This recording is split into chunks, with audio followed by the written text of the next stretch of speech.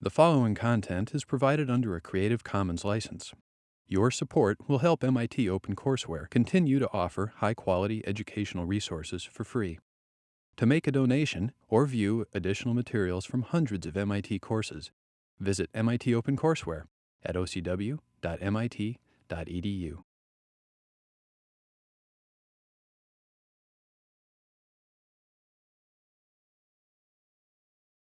Okay, enough about the knowledge of the past, be it memory or history. We're in a very interesting space-time capsule. We have the possibility of imagining the future, or at least contemplating more and more about how one might use even geometry to associate with minimizing the obstacles of the future. And we also have the capacity to look backwards using many techniques as showed in these examples. This should produce a much richer set of ideas of urbanism than modernism. It will depend on the genius of individual interpreters given this new scale of things. What we're not seeing are overall theories of urbanism based on amalgamation of these two ideas, forward-looking and backward-looking. Maybe that'll happen. Maybe we're still too early.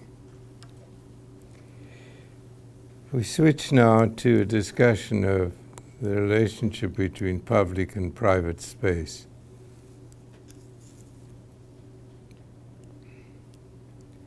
At first glance, the distinction between private and public space is simply a question of the difference between rights and obligations. You cannot park your car on my land because I have the right of ownership. But when we get to a parking lot on Mass Avenue, it's a contestation between two of us fighting for public use, for the use of a publicly available space at any time. Sometimes we are very angry that we are beaten by a car which has gotten there first, but we have no rights. We only have rights to park if it's free.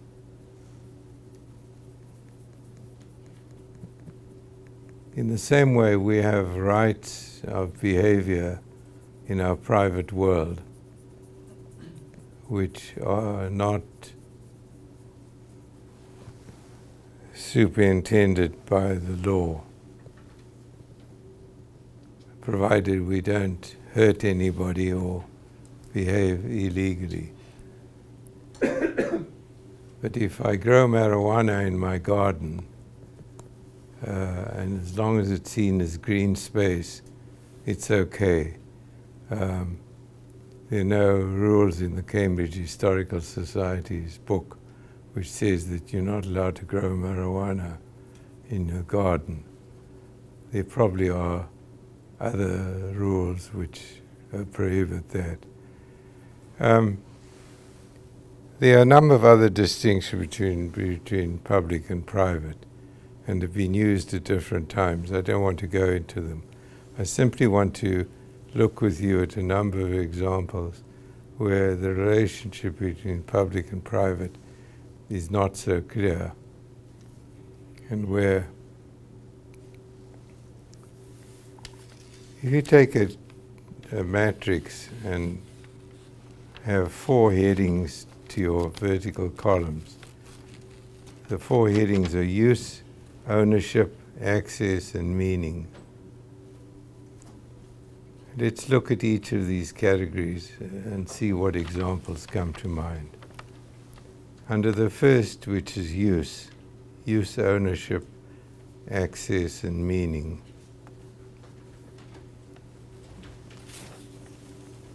Richard Sennett gives an example in London in the 18th century.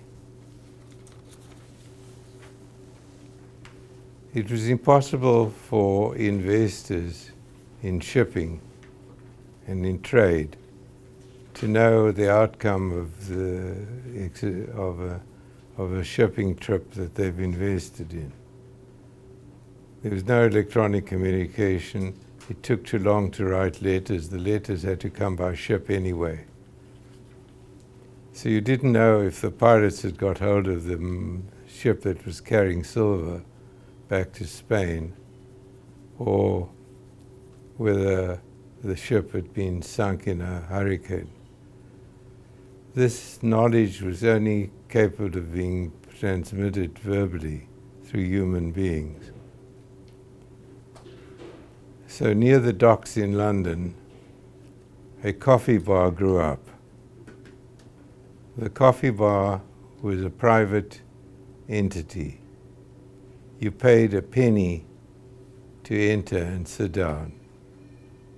You weren't able to, you had to sit anywhere that space was available.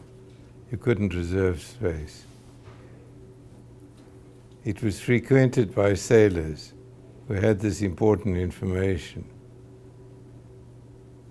about their ships. So the wealthy and the poor managed to occupy the same space because of the importance of the information. What became of this place?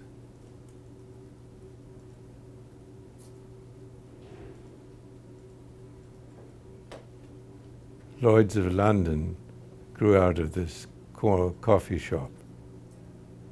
The important thing is that an important public set of transactions could take place, but under the shelter of a private institution.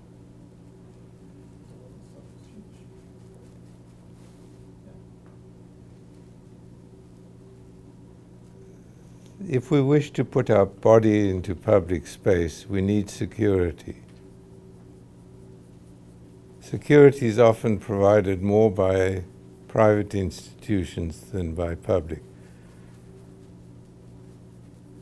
30,000 people on a summer's night occupy the center of Boston only if they go to the Red Sox game. The Red Sox are a private corporation with private security. MIT has its own security force. Harvard has the Christian Science Center. Just going down Mass Avenue, you transect a number of private authorities. So there's a principle that the private sector provides a kind of phenomenological and actual security for the actions of public need, such as putting your body into public space. For those people who've criticized, and they're endless, Hannah Arendt, for instance, Richard Sennett, criticized the modern world as promoting isolation from the public world. Narcissism, self-preoccupation, people locked up in their own private quarters, fed by television and electronic systems, and not hazarding the danger, if you want to call it, but the adventure, which is a better word, of immersing yourself into public space. So public space doesn't exist, except in Roger Scruton, the British critic's argument that public space only exists in the street. All the rest is an affectation, an unnecessary affectation. The idea of creating a public space as a plaza is an affectation. It's true of contemporary Tokyo, for instance. The public world exists in the dense stream of connections between functions. There's no tradition of public meeting space. where it's been tried in front of the tall new metropolitan city hall building. It's a waste of time.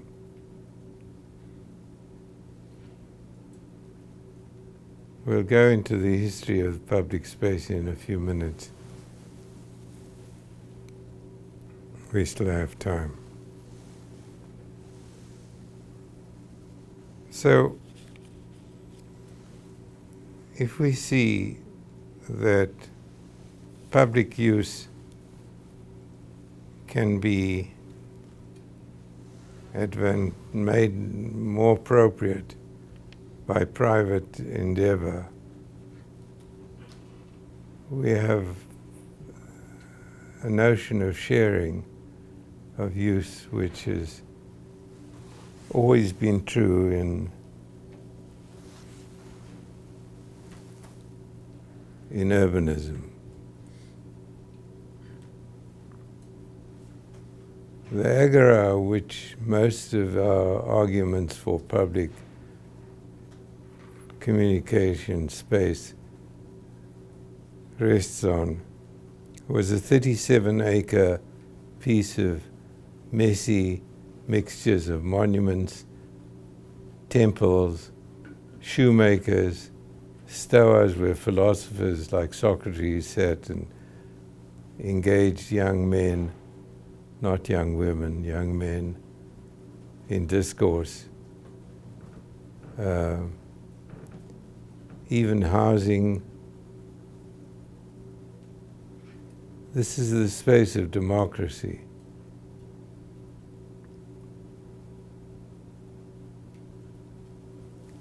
Wycherley, the historian, writes about it in the same way that I've just mentioned it, as a highly dense agglomeration of shoemakers, temples, monuments, none of which fit any cardinal pattern. There's no assemblage of items in the buildings which sit in relation to any other.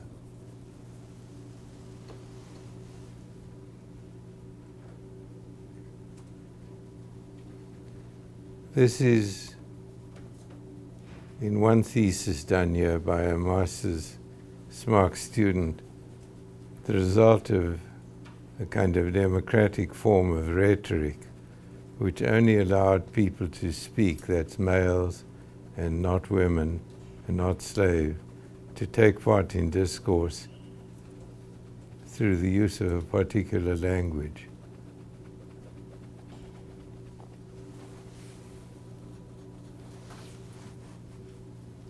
When it became necessary for people to meet and debate propositions later on, a meeting place called the Pnyx was created separate from the agora.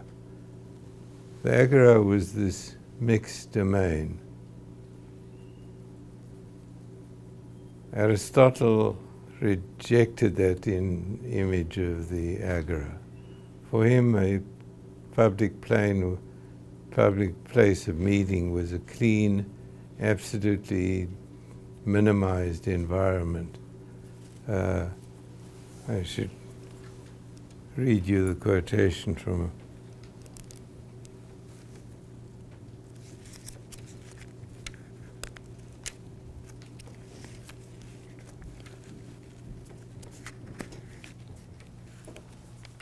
yeah. The agora in Athens, far from being architecturally impressive, was a jumble of crowded downtown streets and irregular open spaces where shrines and altars, public buildings, and monuments stood in the midst of workshops, market stalls, and taverns. The agora was the haunt of the dregs of the populace, the home of idleness, vulgarity, and gossip. For Aristotle, the ideal public square were that all commercial activities and all merchants and vendors were to be exported to another part of the town, Nothing in the agora may be bought or sold. No member of the lower order may be admitted unless summoned by the, and so on and so on. So much of Aristotle's view of the public meeting space as opposed to the agora, the Athenian agora, has become part of architectural dogma. City Hall Plaza rests on an Aristotelian assumption that there's something absolute about public space which is satisfied by whenever we wish to immerse ourselves in it. But in our metaphysical condition, we think of it as depicting our public environment in gracious and whole terms. The curious thing is the pattern, the bipolar relationship between City Hall Plaza and Faneuil Hall Marketplace. Faneuil Hall Marketplace would be the agora in the ideal connection between the two. However, it's not. It's a singular high upmarket phenomenon, totally driven by market conditions, upmarket conditions.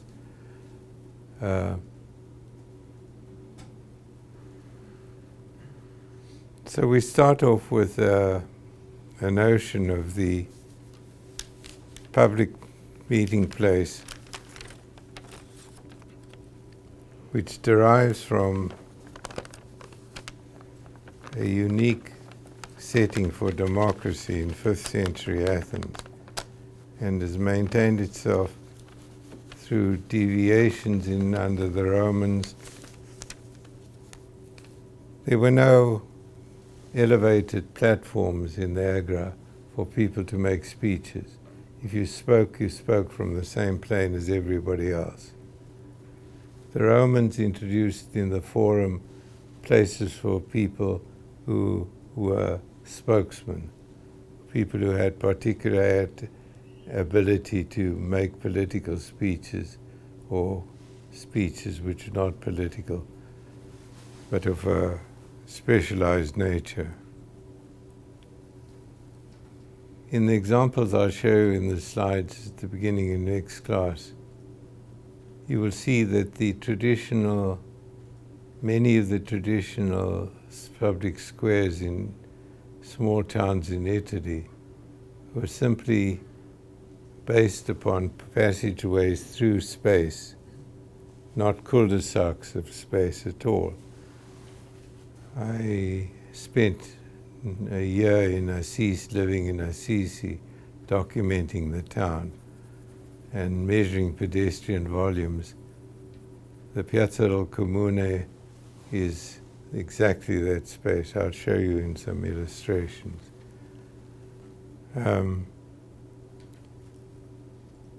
In the post-telephone era, the need for people to obtain communication by machine-interposed systems has become another variable. What is the most significant public place built since 1920? Anywhere.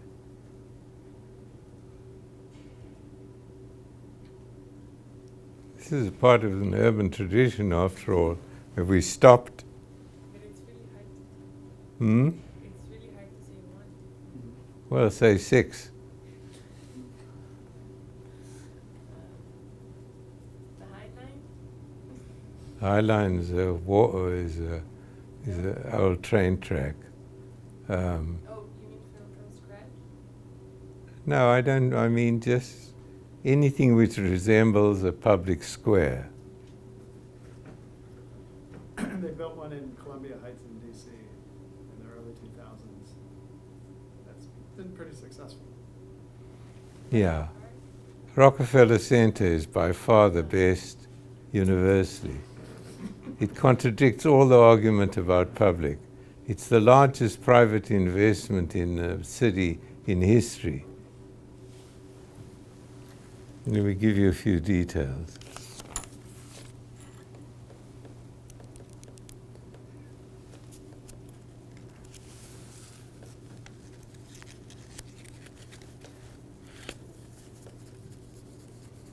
It's the largest privately held complex of its kind in the world. It's the largest private building project ever undertaken in modern times. It was leased by John D. Rockefeller from Columbia University in 1928. It was built between 1930 and 1939. In 1985, Columbia University sold the land beneath Rockefeller Center to the Rockefeller Group for $400 million. The entire complex was purchased by Mitsubishi Estate in 1989. In 2000, the current owner himself paid $1.85 billion for the older buildings. There could be nothing more private in ownership than Rockefeller Center. It provided the public with an open space. It provided the public with an underground concourse, shopping concourse. It added streets to the number of streets in the grid of Manhattan. And yet it's a public space. So does public space have to be owned by the public? I'm looking for examples of contradictions, simply to make our argument a little more interesting. Well, there's the famous court case, the Supreme Court case in the suburban law in Portland, Oregon. I forget the details, but that's where I think you're not allowed to have a protest in the mall, even though it functions as a public space, because it's private. So, Rockefeller has more control over that space than a space that actually would be public. Yeah, I don't know about, certainly Diego Rivera's mural was removed, and during just before the 39 war, Germany wanted to invest in Rockefeller Center and built something called Deutsche Haus, and that was turned down. So the Rockefellers have played a very antiseptic attitude towards politics. I don't know what the present status would be. Security issues at the moment in America are probably so inflamed after Boston that you'd probably stop anybody carrying a knapsack for a while. But to be more serious, I don't know about the limitations on public protest in New York. I should ask somebody.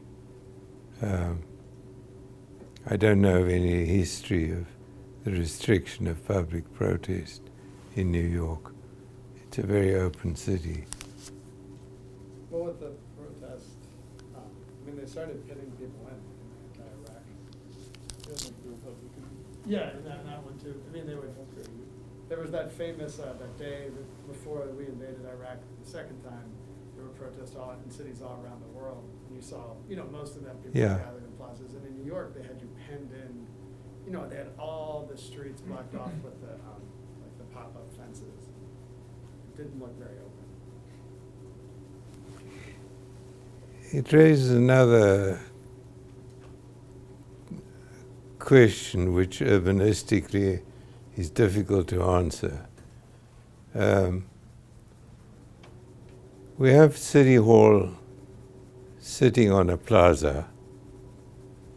The mayor has said that he has actually thought of selling City Hall Plaza. The City Hall, I don't know about the plaza. Do you feel more public when putting your body into space in Filene's basement than you do in City Hall Plaza?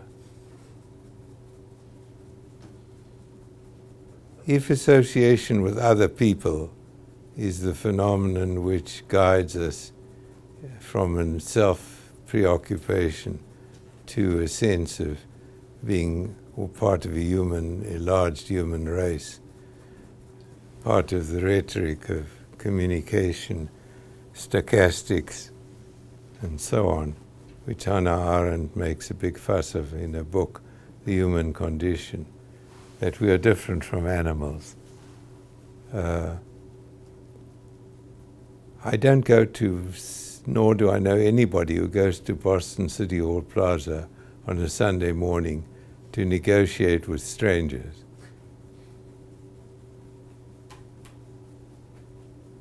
In Italy we have.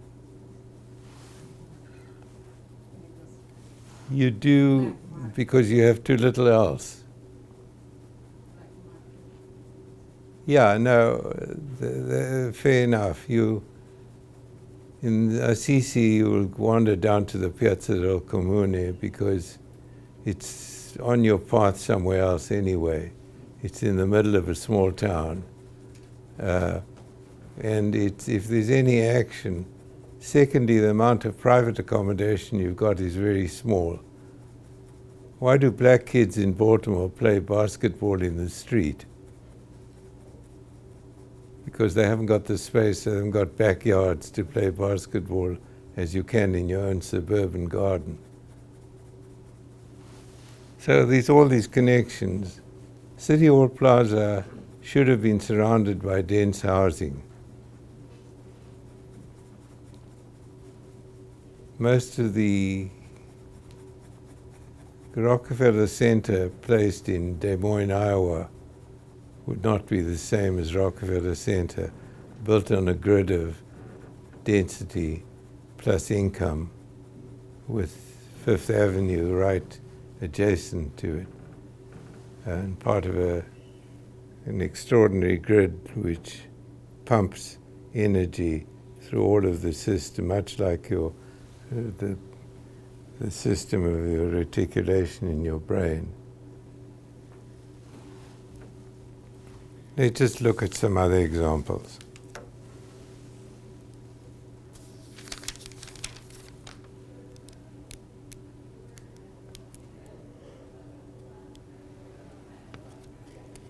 Under the idea of control or access, I pay taxes to maintain army camps and nuclear power stations and private domains, which I don't claim access to. But yet I own a fraction of it. What is public about me owning a part of the built environment but not being able to have access to it? I have much more access to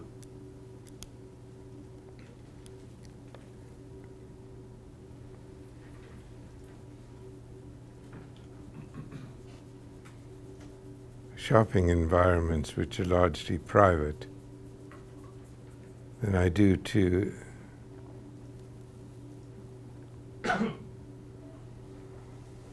who guarantees access to all space,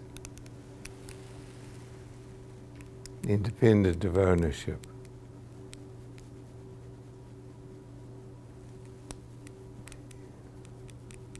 This isn't a subject which Michael Sorkin tries to attack in his book, where he terms shopping center space to be ageographic, where there's dissipation of stable relationships, of loosening of ties to any specific place, where there's nothing which is emanating from history, everything is ersatz.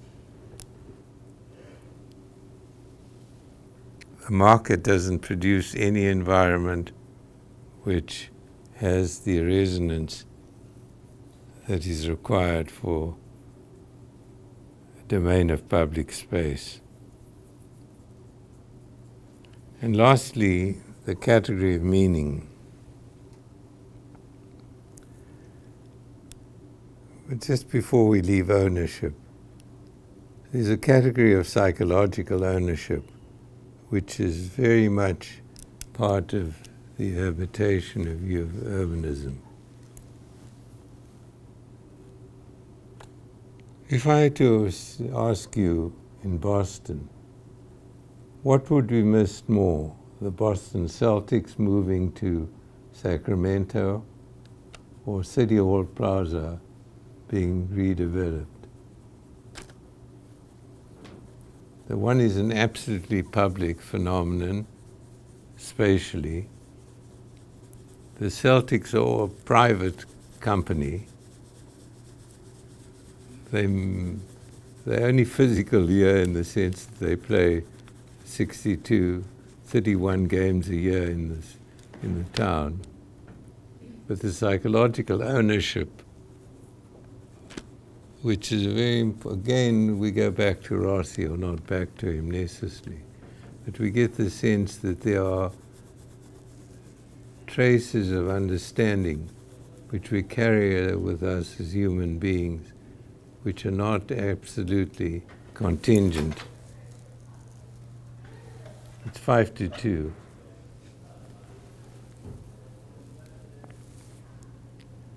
Let's just talk a little bit about meaning. The Federal Courthouse in Boston is an interesting example. It faces towards the sea, which is a foolish kind of notion, facing to lobstermen in the boats. The traditional courthouse in New England faces towards the town, to a square opposite a church or something of this kind. It's really weird because the courthouse here not only faces the sea, it has real good prime real estate that is off limits. So it's heavily secured around it. Well, it has a McDonald's underneath it. Yeah, underneath it. Well, as part of it. So it's weird to stand in that little corner, that little tip, and look at what they have, and then at the same time see nobody moving around because of the security around it. Yeah. Surrounding the place. It's badly configured in a number of ways, but there are private courthouses in New England, in Boston. In the State Street building, there are courthouses which are purely private, where you can settle civil suits by judges who are retired, sitting in, and you have to agree that you will. Now, what is the difference between a public courthouse and a private courthouse in contemporary cities? The private courthouse is lost in the assemblage of the State Street tall building. You could be going to visit your accountant, instead of which you go to a courthouse, which is not. All you have to agree is to listen, take the judgment of. It's a wonderfully beautiful environment. It doesn't have the dregs of the population. You have to go to a public courthouse. I wonder how that would configure in Leon Creer's structure of a town.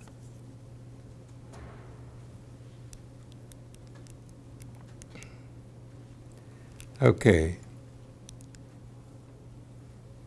I've used a shorthand system of trying to connect us to some of the dilemmas of public and private life.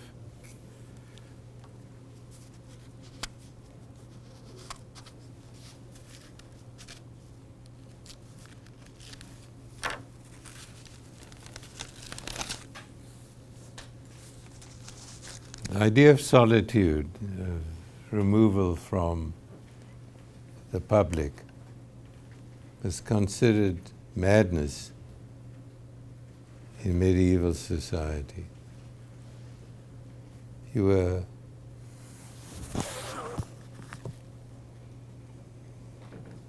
considered as insane or heroic if you went on a trip without somebody else, without a group of people. To maintain your own private garden was considered as a very antisocial move. What caused us as a society to change from an extreme publicness? And you read this book on Socrates in Athens, you are amazed at the sense of transparency. Socrates would be walking barefoot through the agora, and a young man would come up to him and ask him something, and he'd give a philosophical answer. And the young man would be asking for where he could buy food. This intermersing of the acceptance of remote speculation about life and everyday things is not part of our domain any longer. It may be in some places. Why did we invent solitude?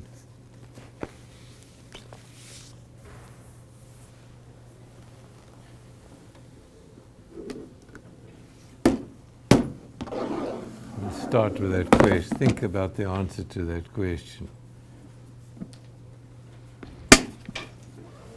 We are blamed by Hannah Arendt and Richard Sennett and endless architects for not behaving more in public. I lived in Assisi for close to a year, measuring the whole town. This is a drawing, an axonometric, based on my measurements. That's some of the texture part of my purpose was after being at MIT as a student and teaching, I got a Rome Prize to study pedestrian movement in a small town. Next.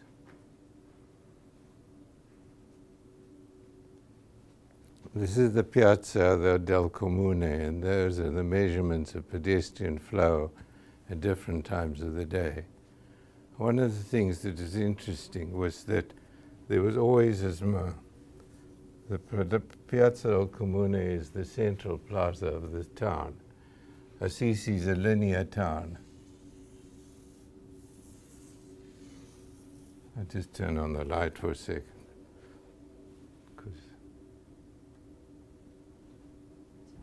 I'm afraid you have to, it's got this mad system of turning it off in one place and turning it on in another place.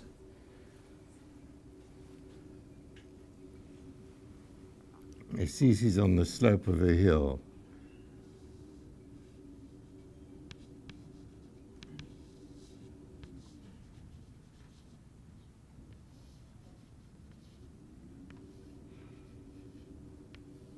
The town consists of a set of public spaces linked across the grain and along the contours with a major Piazza del Comune in the center. Because the land use is distributed throughout the town, there's as much chance of there being a destination here as a destination here. The volume of traffic moving this way through the center of the town is the same as the volume moving that way through the town. So the center of the town, in a very dense, non-bulldozer kind of environment, is a combination of platforms at different steepnesses, Piazza with the San Rufino, Santa Chiara, San Francesco, and so on, forming the basis for the organization of the town into parishes and into neighborhoods. But essentially the meeting place is in a restricted town in the center and serves both as a pass-through and as a place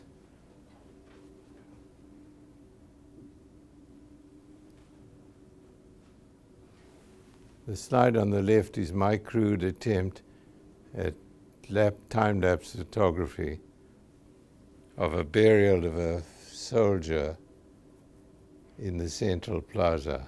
Next.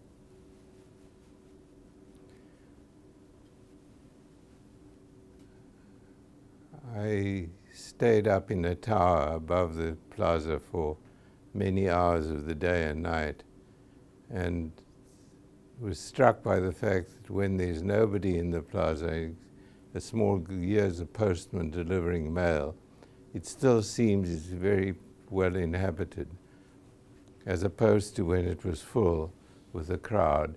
It seemed appropriately sized. Next.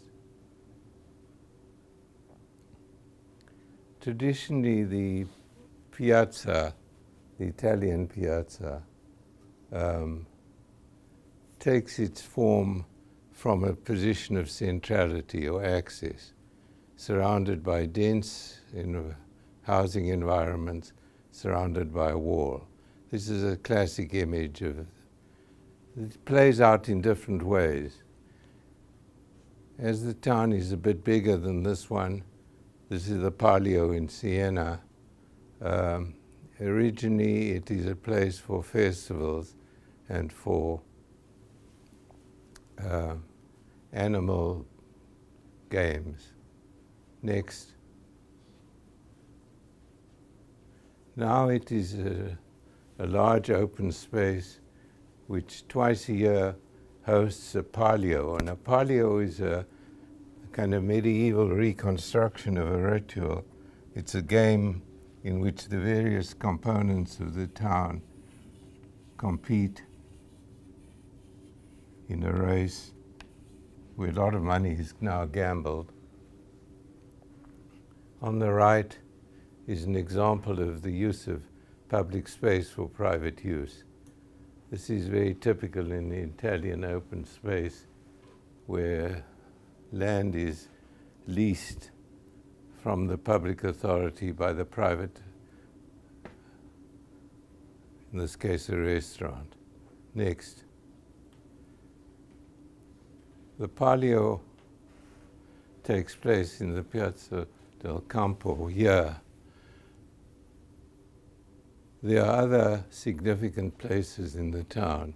Just above it is the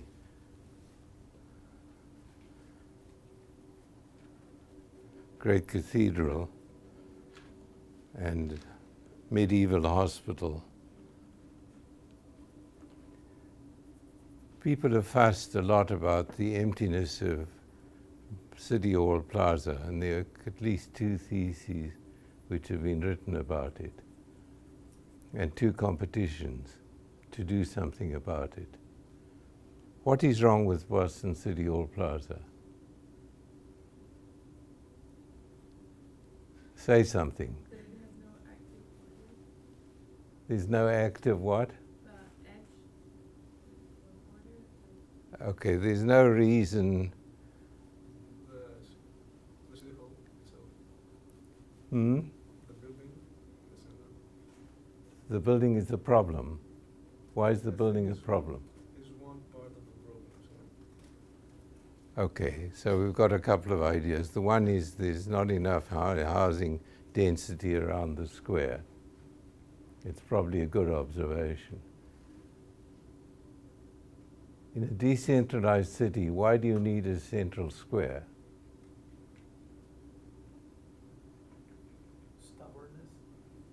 Stubbornness, yes. Archivalness. Yeah. It's that this was a good idea historically, but it's misappropriated literally. It's taken out of another context and placed in one which doesn't serve it.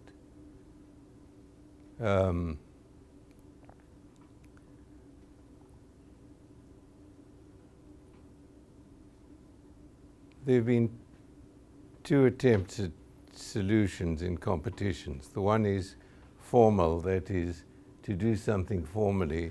One of them was to continue Hanover Street from the north end through the plaza and to advocate some shopping along it.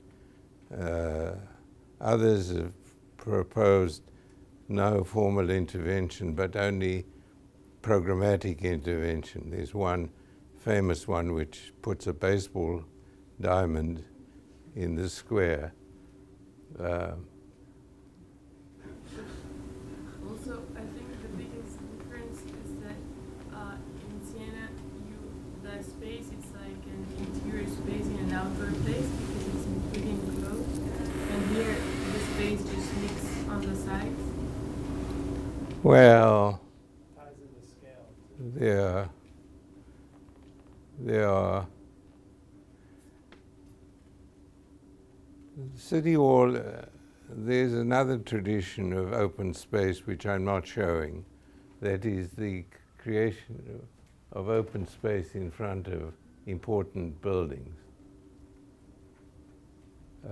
In Assisi, there happen to be small open spaces, plazas in front of each major church.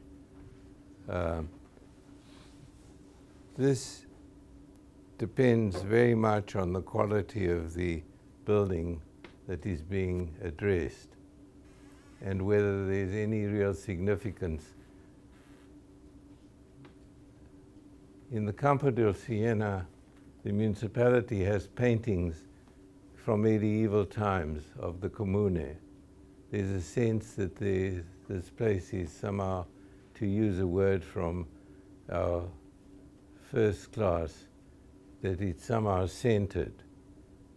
I'm using a word from the cosmic model. Centeredness. It's a metaphysical concept. In the case of the Campo, it is both, and Assisi, it is both, I repeat myself, it is both an important functional path to connect and also a place which can serve both small and large functions. Next. This is the underground of Rockefeller Center with a shopping mall and elevators and new roads, and the rooftop condition, which was even considered to have aerial bridges above and recreation events on the roof. So in Rockefeller Center,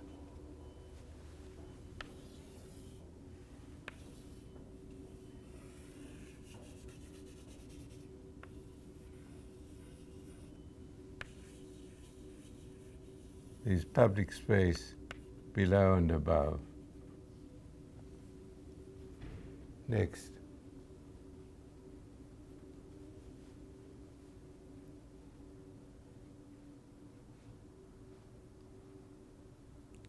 This is the largest, probably at its time, the largest private building development in history.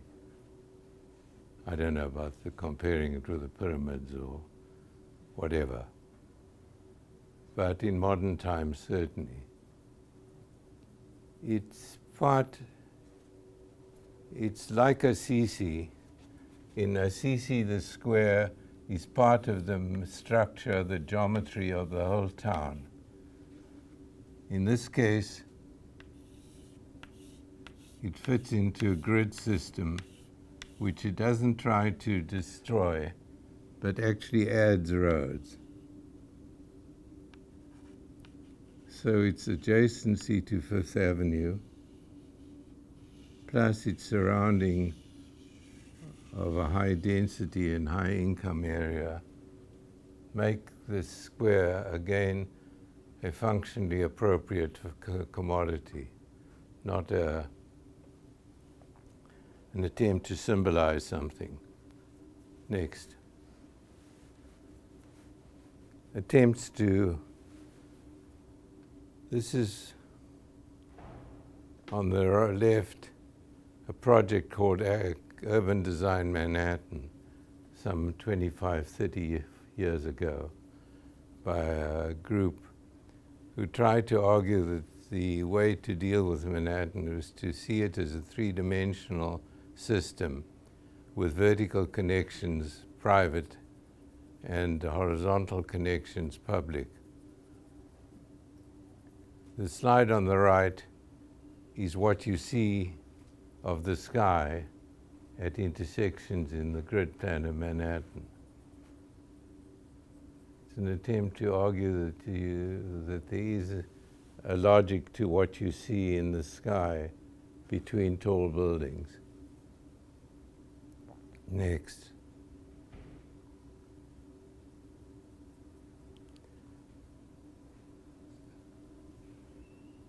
The muteness of the departed World Trade Center and the attempt in Shanghai to have completely private activity dominate the scene, despite all of the attempts in the competition and the procedures of participation to replace the buildings on the left. The building which is a result is purely the result of the wishes of the Mr. Silverstein, the developer. Next.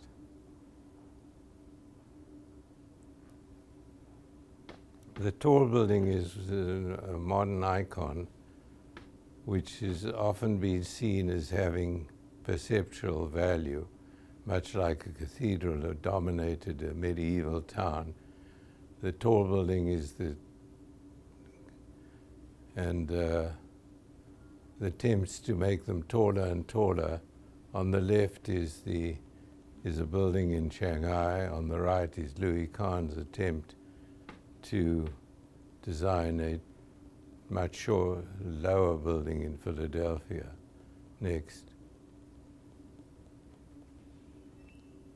The Saudi Bank building in Jeddah on the left, and the attempt to make a tall building in Kuala Lumpur on the left as an Islamic building. An Islamic skyscraper is a paradox. Next. You've seen this project on the left. It's Melnikov's entry into the Pravda competition in St. Petersburg with a rotating system.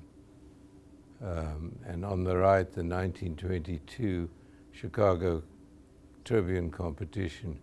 This is the entry by Adolf Loos, where it's difficult to explain in simple terms, but its obviousness is one of its powers. Next. There is no legislation or design of the vertical ends of tall buildings as a system. I know of no city in the world which has an inventory. This is Houston on the right, Constantinople on the left. One might have thought that somebody would have had the idea that the geometry of the system of tall buildings would have some significance. But I don't know of any city. If you know of a city, tell me, which controls the form of the system of tall buildings. It's seen as one of the things that is not necessary to control. It's interesting because it's seen in many respects. When you have a river and you have green space, you see the profile of the city from a distance. Next.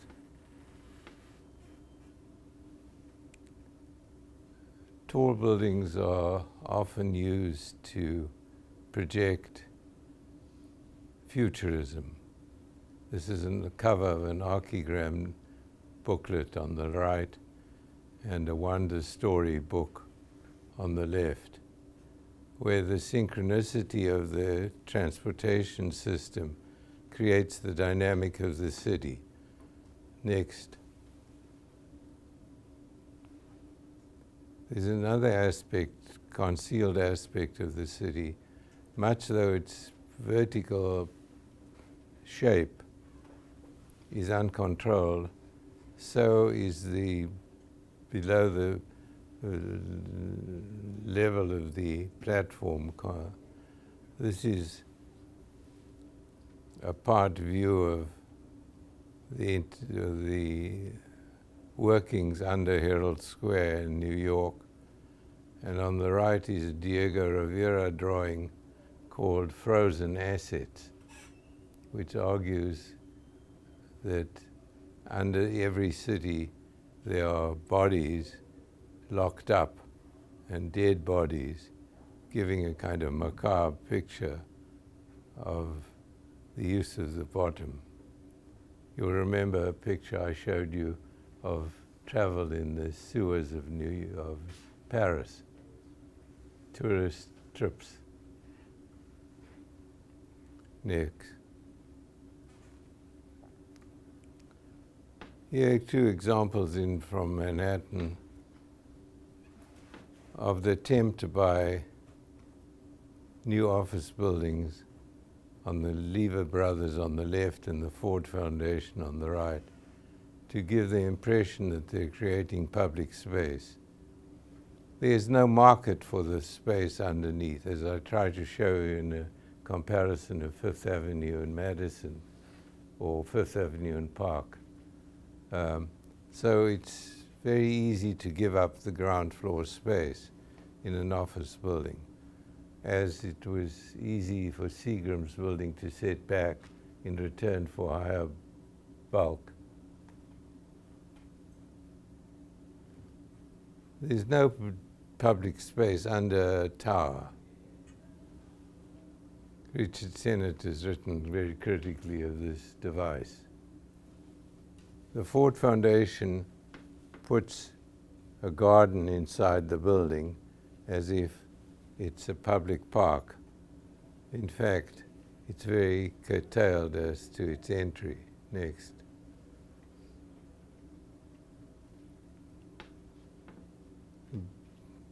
Bank in Hong Kong, of course, a famous bank,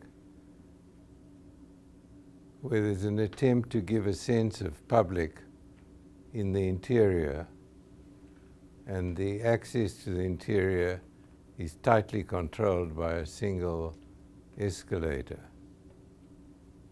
The whole idea of this insinuation is that this represents a unification of the work that's being done in this vertical space, and yet each group works individually. Next. This is Herman Hertzberger's insurance company project in Amsterdam.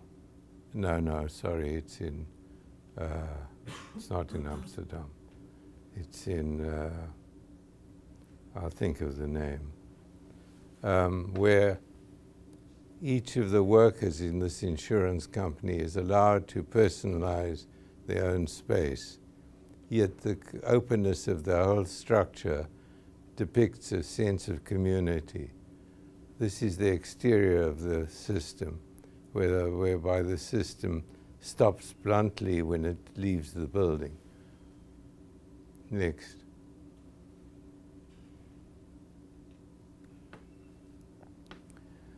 This is where the conjunction of public and private becomes somewhat meaningless. On the right is Trump Tower. On the left is Citicorp, the ground floor of Citicorp, which has 20 stores and enormous things going on. Do you feel public in these animated spaces which are intensely private ownership in you? Remember the matrix. Use, ownership, access, and meaning. And try always to use that matrix to test whether what is private and what is public about space. In this case, ownership is completely private, access is public, use is public, but probably oriented absolutely to private profit, and meaning is whatever you want to make of it. You can feel more public in the base of City Core Plaza City Core building than you can in City Hall Plaza in Boston. Next.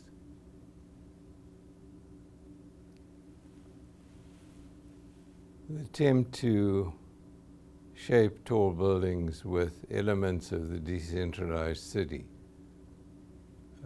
both ecologically and it's a bit of a joke. Next. From the Wonder magazine diagrams, you get this intense, there are many visions of Manhattan which are multiplications of traffic, suggesting that automobiles be on the trains on the lowest level, automobiles above, and including a rail system, public rail system, pedestrians on a level above, and many levels above, there are pedestrians.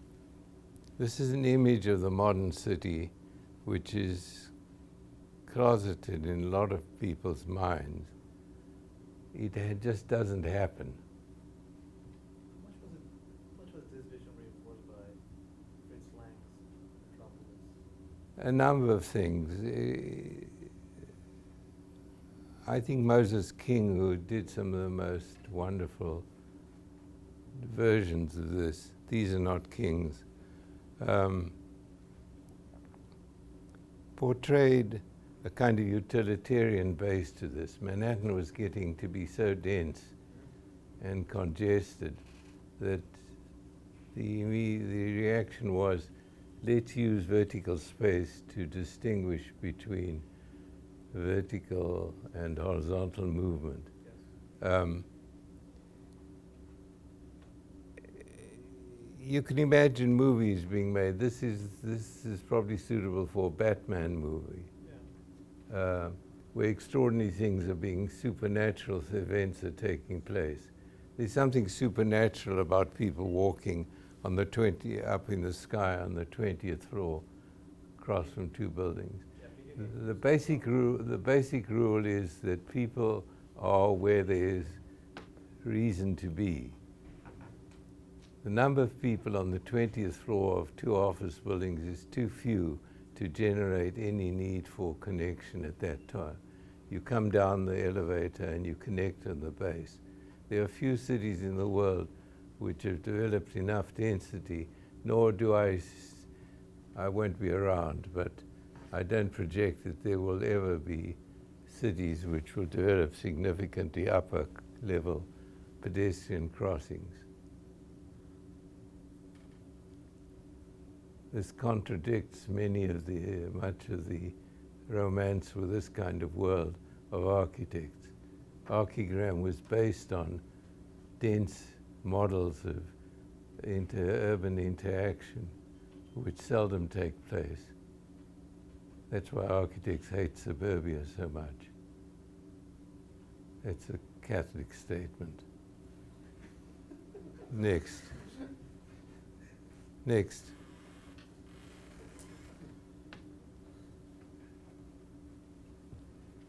On the left is the marathon in New York, and on the right are the celebrations after the hostages from Iran were released and returned.